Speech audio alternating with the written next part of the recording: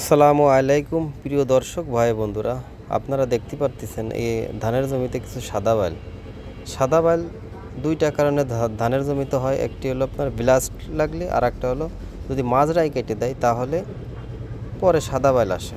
এখন আমার এই জমিতে মাজরা মারা ওষুধ দিয়ে আছে, এখন ব্লাস্ট লাগার সম্ভাবনা আছে। এই দেখেন, এই কারণে আজকে আমি যে ওষুধটা ব্যবহার করব আপনাদের সাথে শেয়ার করব। কোন ওষুধ দিয়ে আমি স্প্রে করতেছি, কোন ওষুধ দিলে আপনারা ব্লাস্ট থেকে মুক্ত হবে ধান, এই কারণে এই ভিডিওটি করা।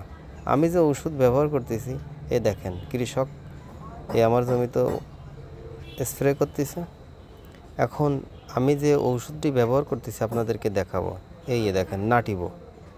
এই ওষুধটা আপনারা যদি ব্যবহার করেন, ধানের যে ব্লাস্টের যে সমস্যা এটি ঠিক হয়ে যাবে। তার সাথে আমি দিচ্ছি পাইরাজিনের কাজ হলো আপনার যদি ধানের জমিতে কারেন্ট পোক লাগি নেই, তারপর দিয়ে দিচ্ছি যেন না আসে, এই পাইরাজিন দিচ্ছি।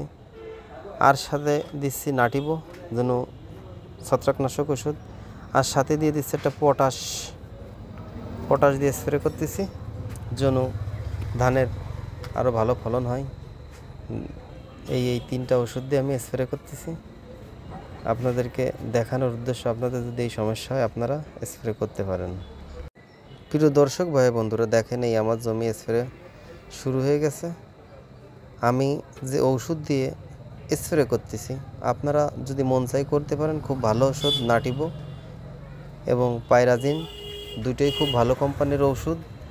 এই ওষুধ দিয়ে যদি আপনারা স্প্রে করেন আপনাদের জমির কারেন্ট পোকা আসবে না। আবার যদি সাদা বাইল আসার সম্ভাবনা থাকে তাহলে এটাতে করবেন, সাদা বাইল বাইর হবে না এবং আপনাদের ভালো ফলন হবে। এ দেখেন আমার জমি কিছু কিছু বাইল কেবল বেরিয়েছে, এখন দিয়ে দিচ্ছি যেন কোনো সমস্যা না হয়। আপনারাও এরকম করতে পারেন। এই ধান গলা মোটা যখন হয় তখন করবেন, আর ধান বাইল যখন ঘুরে দেয় তখন করবেন। দুইবার করলে আপনার আল্লাহর রহমতে আর রোগ ব্যাধি আসবে না।